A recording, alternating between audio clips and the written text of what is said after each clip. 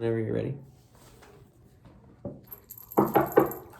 Hey. Hello, I'm here to talk to Mr. Armando Gutierrez. That's me. Hi, nice to meet you. I'm Charity Ashworth. I'm a registered dietitian here in the hospital. Nice to meet you. I'm here to talk to you about your new diagnosis of diabetes. Okay. So I'm here to talk about the food part, the nutrition part. Have your nurses already talked to you about the insulin and the needles and all of that? Yes, it's a little overwhelming. Yeah. Okay, well, we're going to talk about that, but we're going to talk about food and how that's going to be addressed. So, How are you feeling about everything? A little overwhelmed, but I took medicine before for type 2. So, about a year ago, I guess I've been doing that. So, at least I'm used to thinking about it, but I guess I'm not managing it well. Do you have any family members or anyone that you're close to that's So my mom, she was diagnosed with type 2, but that was years ago. So how's she doing with it? I think she's doing all right with it. Yeah. Okay. That's great. Good to hear. Well, we're just going to kind of start at the beginning because you're the expert of you. So everything that we do as far as teaching you is going to have to do with like what you tell me and what fits best into your life and your lifestyle. Okay. So it is a lot of information, but we're going to work together as a team to figure it out. So tell me a typical day in your life. Just tell me about what you eat, your activity level, what you do at work, what you do after work, things like that. But let's start with, tell me a little bit, like first thing in the morning, like when you first get up. Okay. When I first get up, I just basically eat cereal or something like that at the house. Usually have a Diet Coke. Not really into coffee, but Diet Coke. I pretty much drink Diet Cokes throughout the day. Okay. I'm in IT, so I am behind a desk a lot. Been thinking about for a long time, like a lot of people, about getting active, but hadn't happened yet. So lunches are the typical lunch. It could be sandwiches and chips. I like to make pastas, so sometimes I'll carry over pasta from maybe the night before. Not too big into salad, but every once in a while I might choke one down. But yeah, I mean, dinner is pretty much the same, but sometimes I skip dinner. But yeah. Okay. Do you eat out often? Yeah, I'd say probably 4 to 5 times a week. I try to go grab a quick bite somewhere. What are your favorites? Like, what do you normally? Depends. If I go sit down somewhere like Red Robin, I like that. Fries keep coming. If it's something quick, I'm trying to be healthy, I go to Subway, but most of the time it's Burger King, Wendy's, McDonald's. Okay. So tell me about the cereal that you have in the morning. Do you measure it? Do you put it in like a small bowl, a big bowl? You know, just how you feel? Yeah, we have one size bowl. It's about yay big, about that tall. Usually fill it about 3/4 of the way full and then fill it on up the rest of the way with milk. Okay. What kind of milk do you use? I think we get 2%. Okay. How much water, or are you drinking other fluids throughout the day? Not a lot of water, no. Mm-mm. Just keeping a steady flow of Diet Coke. Okay. So no real activity to speak of? Do you sit a lot of the day, or are you active throughout the day? Yeah, I really don't have to move around to too many offices, so most of the time I'm behind my desk. Okay. And are you in control of when you eat? Yes. Okay. Okay. So tell me, do you take any supplements or vitamins or anything like that? No. It was kind of suggested when I was starting to take my my medicine for type 2, but then I never was consistent with it. So. Okay. Do you have, besides your mom, or as far as with your mom, do you have any knowledge of like what a diabetic meal plan or meal planning to control blood sugar would look like? No, I never really thought that it was going to be something I had to pay attention to, so I just let her handle her own thing. Okay. What's your biggest concern as far as like this new diagnosis of type 1 diabetes? just the fact that I hadn't taken it serious. So, I mean, when I was diagnosed type 2, my mom seemed to handle it pretty easy, but again, I didn't pay attention to what all went into it. So I just was like, well, that's easy. Just take the medicine and move on. Obviously, it's a lot different than that, and especially with it progressing now the way that it did, it's got my attention. So, okay. So now, do you have any questions for me, or are you pretty motivated to hear the information about the nutrition portion? yeah, so if I get on track now, is there any way that I can maybe go back to that type 2 scenario, or am I pretty much where I'm at from Very now on? good question, because the way that your diabetes has presented itself, it's actually seen mostly in younger children. Juvenile is kind of what they used to call it, juvenile diabetes. You're older, and so that's why it didn't stand out as initially type 1. But right now, your pancreas is not making any insulin. So you have to get all your insulin from outside your body, put into your body. Gotcha. So the way that they're dosing your insulin is similar to the way your pancreas was making insulin.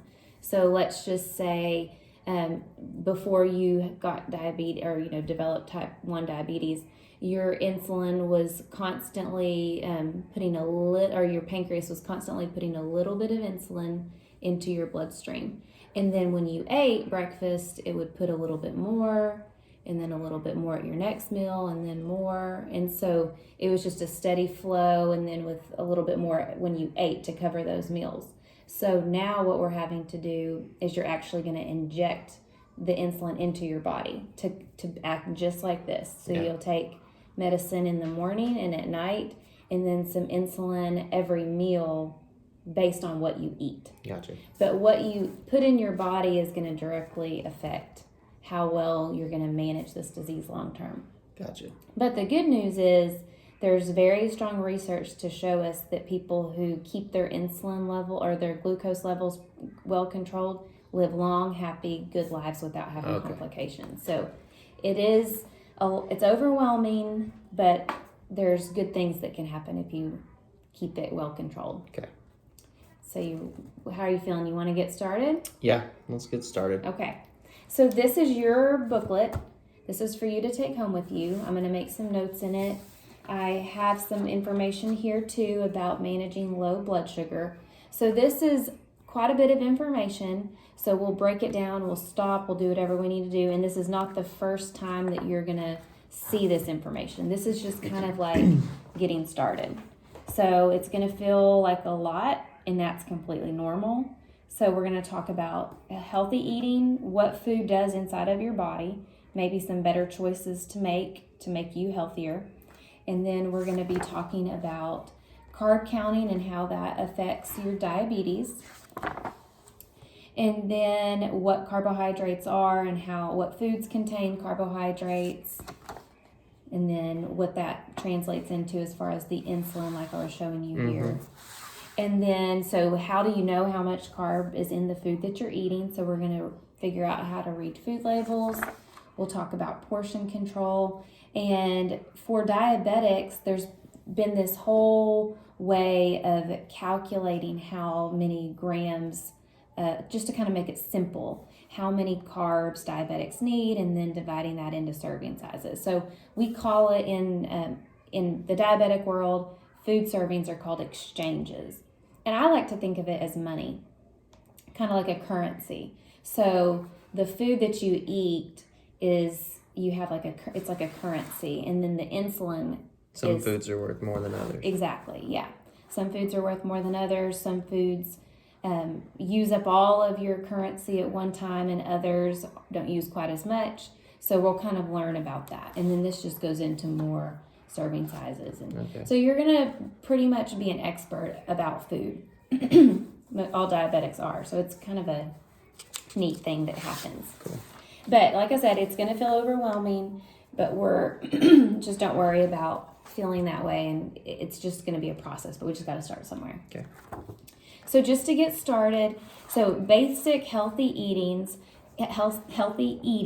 So following a diabetic diet is just choosing to eat healthy. That's what's going to help your blood sugar stay well controlled. And pairing it with physical activity, just like every human, we all do better when we're active. So put that just kind of in the back burner. Like maybe start processing being a little bit more physically active.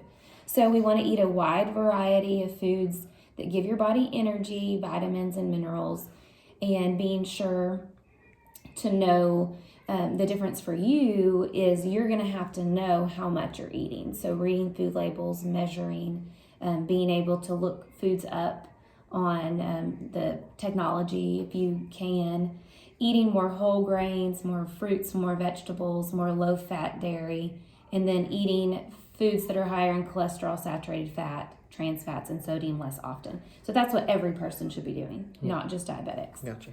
So for you, this talks about planning your meals. So how many carbohydrates are you going to need?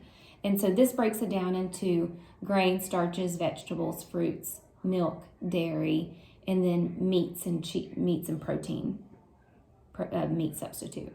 So most people adults and teenagers need 6 to 11 servings of starches, 3 to 5 vegetables, 2 to 4 fruits, 2 to 3 servings of dairy, and 4 to 6 ounces of meat, or protein, and we'll look at that.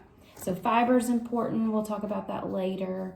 But so what are carbohydrates? Do you know what carbohydrates are?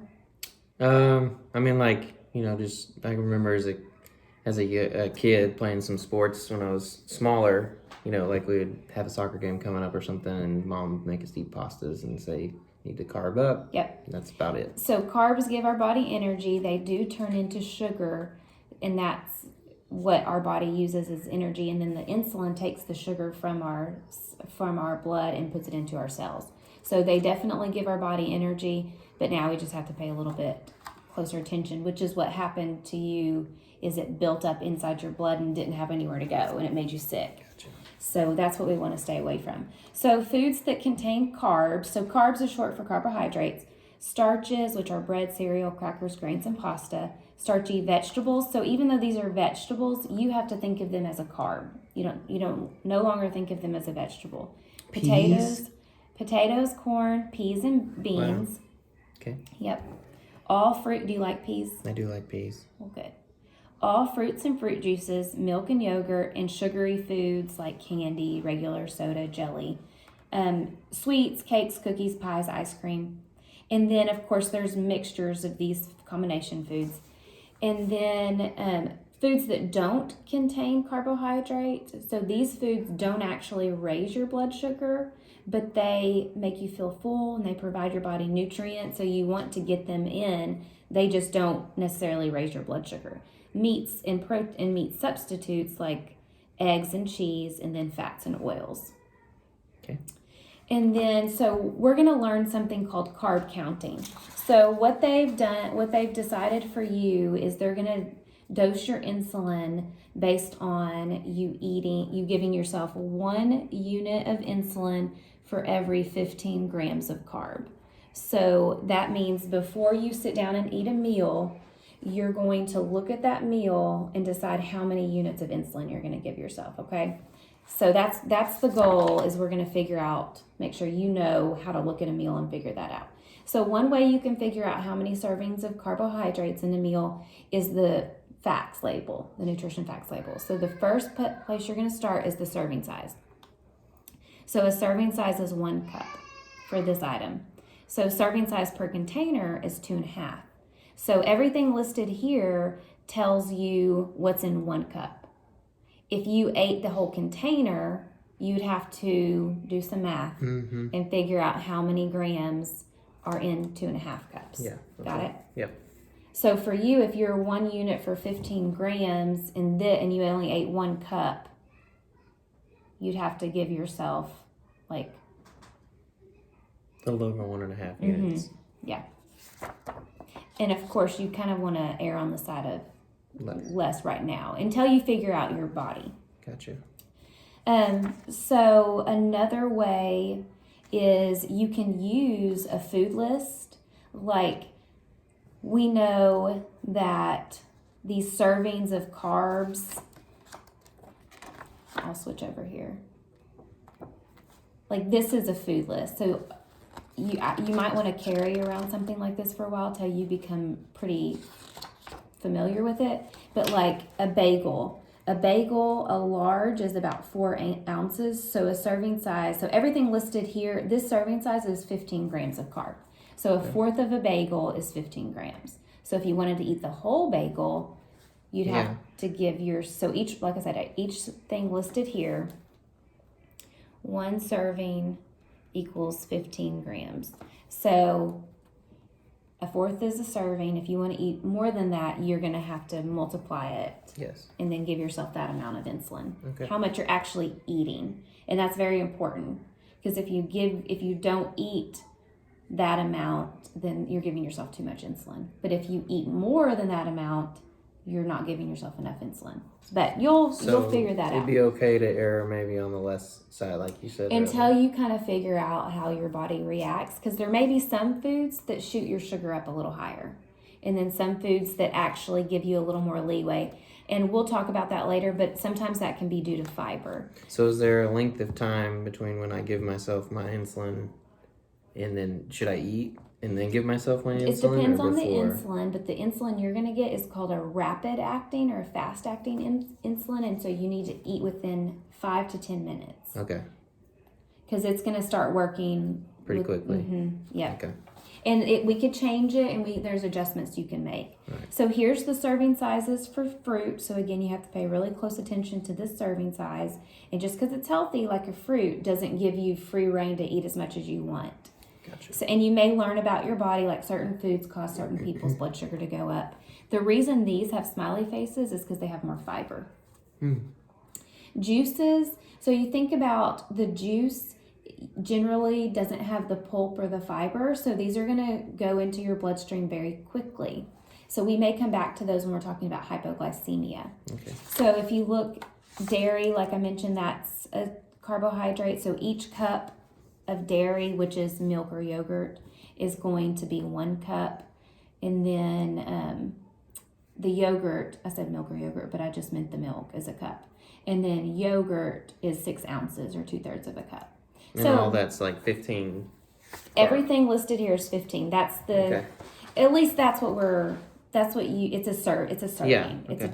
It's actually 12 grams. Okay. Not to confuse you, but it's a serving size. So everything listed here is a serving size. Got it. Okay. Yeah.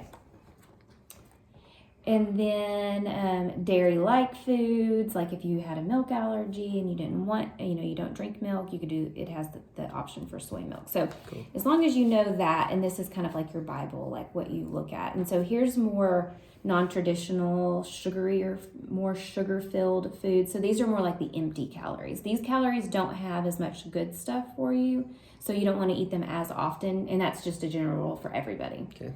But it does have them listed with the serving size in case you do want to eat them. Okay, so then so this is several pages worth of carbohydrates. So because that's our main focus, that's what's going to affect your blood sugar. And again, measuring cups, maybe get a food scale. So those are going to be your best friends. Okay. And then the food label. So if you maybe go to the dollar store and get 5 measuring cups, like packs, because you're going to want them in every opportunity. Okay. Like keep one in the pantry, keep one in the refrigerator, keep one so that you have it there with you. And then you will start to eye it after a while, but then you might want to get them back out and, get your brain back thinking about the serving sizes. Yeah. These are non-starchy vegetables. So these vegetables have only 5 grams of carbohydrate per serving. And so they still, if you ate more than 3, you would want to count them more than 3 servings. And a serving size is a half a cup cooked or a cup raw.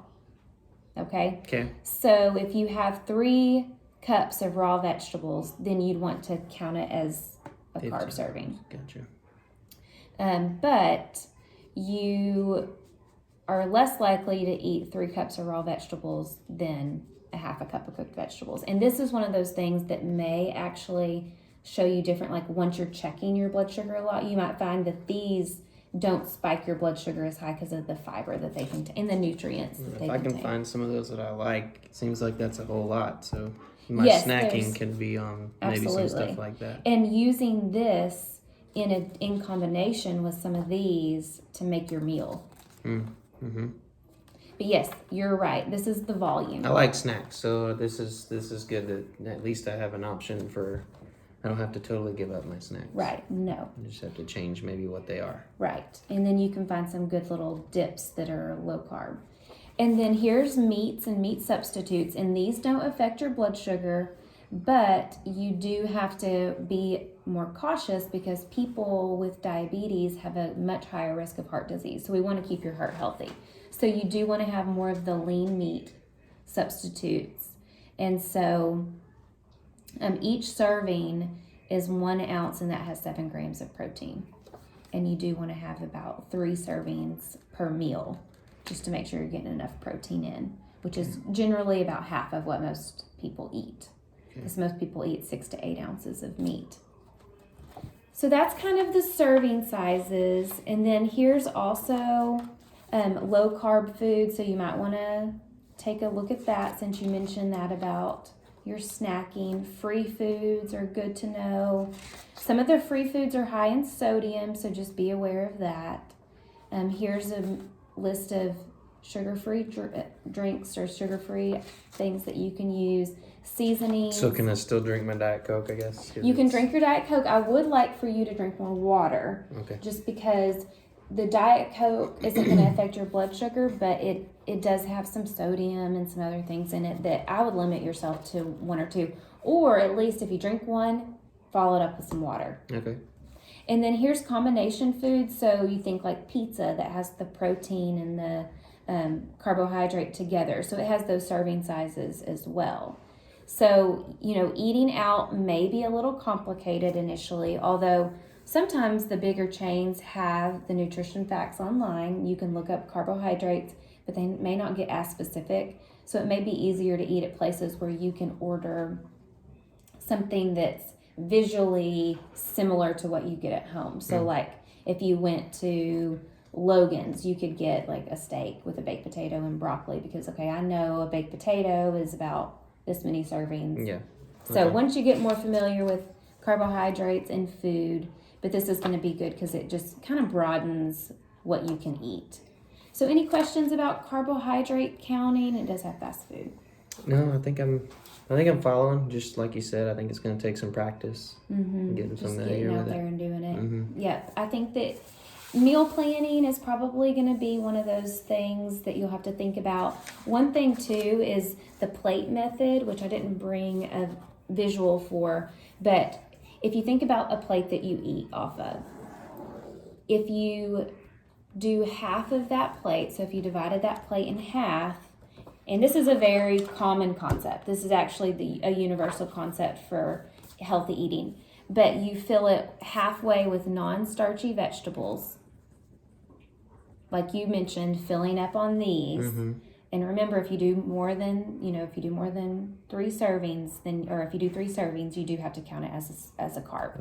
And then 1/4 of your plate is the protein, and then the other part is the carb.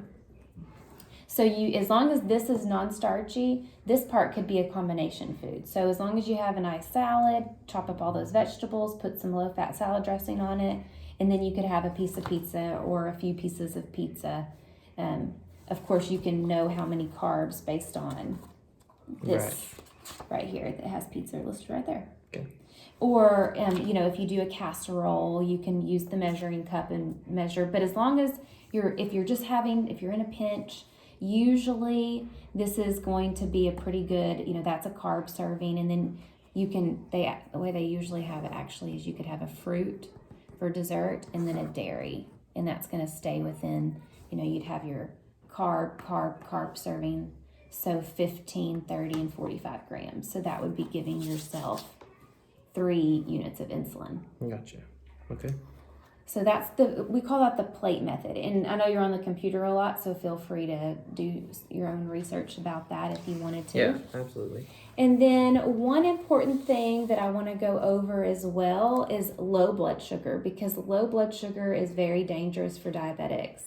And are you familiar with low blood sugars? Yep, that's unfortunately how I got catapulted into this whole meeting. Okay, maybe not. Maybe that was high blood sugar. Ooh, yeah, you're right. See, So, I'm learning all this. So your low blood sugar, as scary as high blood sugar was, you would rather, that comes on slowly. If a low blood sugar happens, it means you've had too much insulin, not enough food, or too much exercise. Okay. That's why I want to err on the side of lower insulin based off what I ate. Yes, because if you don't want to overshoot it. Right. Because this is going to harm you much quicker and much more dangerous than the high blood sugar because, like I said, it comes on slow. Okay. So low blood sugar is when your blood sugar gets less than 70. And then some symptoms: shakiness, sweating, fast heartbeat, dizziness, hunger, blurred vision, difficult concentrating, palpitations, anxiety, headache, tiredness. And then it gets more severe after that. So know the symptoms.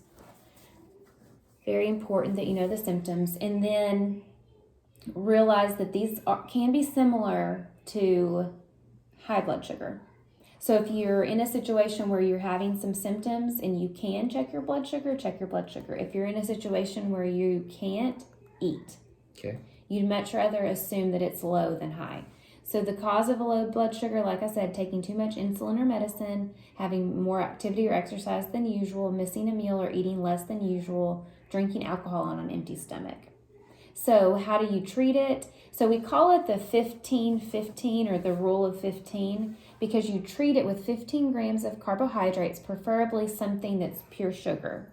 So something that's going to get into your bloodstream like that. Like I mentioned, the juice instead of candy, fruit juice. They actually have different medicine that your doctor can prescribe, glucose gels or glucose tablets. Okay. And tell your friends, tell your family about how to treat it. Okay. Because if you were in a situation where you passed out or you were not able to talk, you would want them to know how to help you. Okay.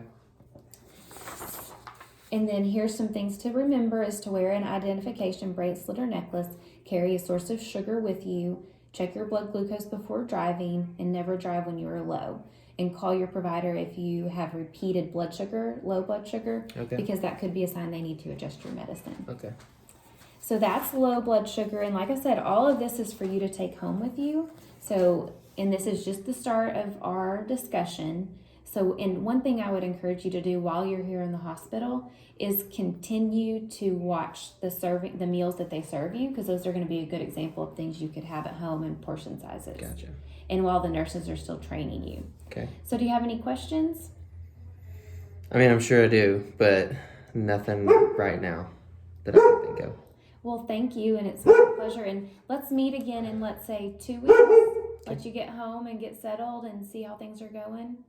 Okay, so we'll meet again. I'll write the date right here, and then we can just meet up in 2 weeks for our follow-up. Sounds good. All right, thank you so much. Thank you. Mr. Gutierrez, you have a great day. You too.